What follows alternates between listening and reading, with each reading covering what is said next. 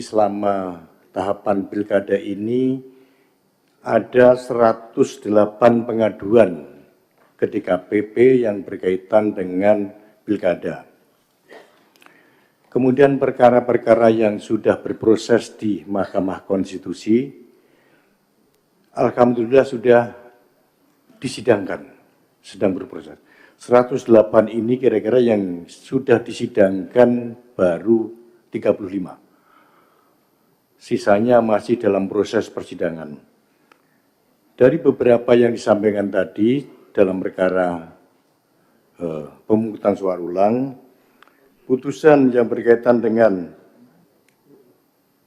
pilkada, terdapat 3 orang penyelenggara pemilu dari unsur KPU di kabupaten kota yang diberhentikan. Kemudian 13 orang peringatan keras, 5 orang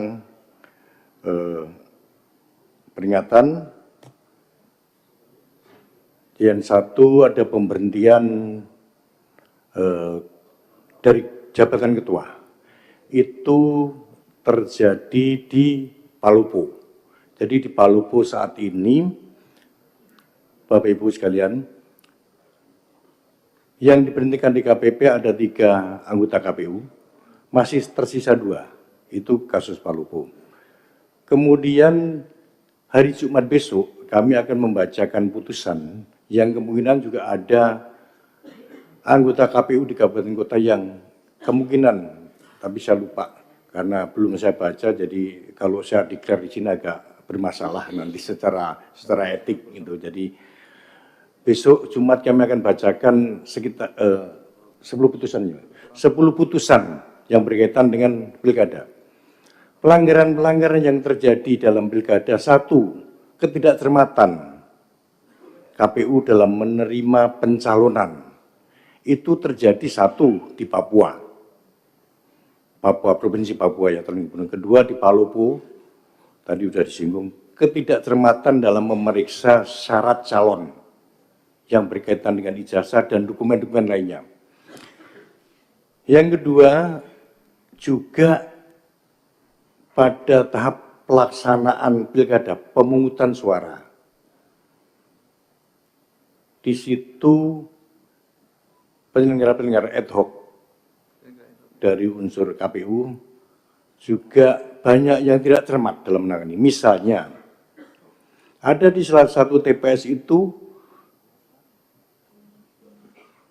anggota KPPS-nya menandatangani daftar hadir dan tidak memeriksa apakah pemilih itu membawa KTP atau tidak.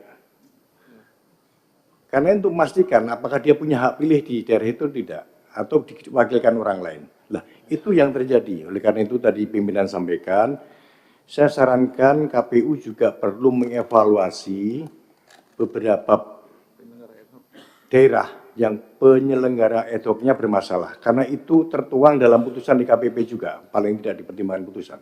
Pasti akan muncul. Nanti terakhir besok akan kami bacakan 10 putusan. 10 putusan yang berkaitan dengan pilkada. Kemarin Bapak-Bapak sempat menyalahkan kenapa ini di KPP agak mempercepat, memperlambat atau dan lain sebagainya. Sebenarnya kami mempercepat penanganan perkara pilkada itu adalah atas permintaan para pengadu. Paling tidak ada 17 permintaan agar dipercepat. Bahkan ada yang datang ke DKPP itu tidak mau pulang. Kalau ini perkara nggak disidangkan minggu depan saya nggak mau pulang, mau nginep di kantor DKPP. Itu dari Papua pada waktu itu. Jadi mau apa lagi? Akhirnya kami percepat sebagian. Tapi itu karena keterbatasan sumber daya manusia kami, tentu saja tidak bisa semuanya. Jadi dari 108 ini yang bisa kita lakukan jadi sekitar 35 kalau nggak salah ingat. Jadi berikutnya barangkali yang perlu diperhatikan juga penetapan tahapan pilkada. Tadi KPU sudah menyampaikan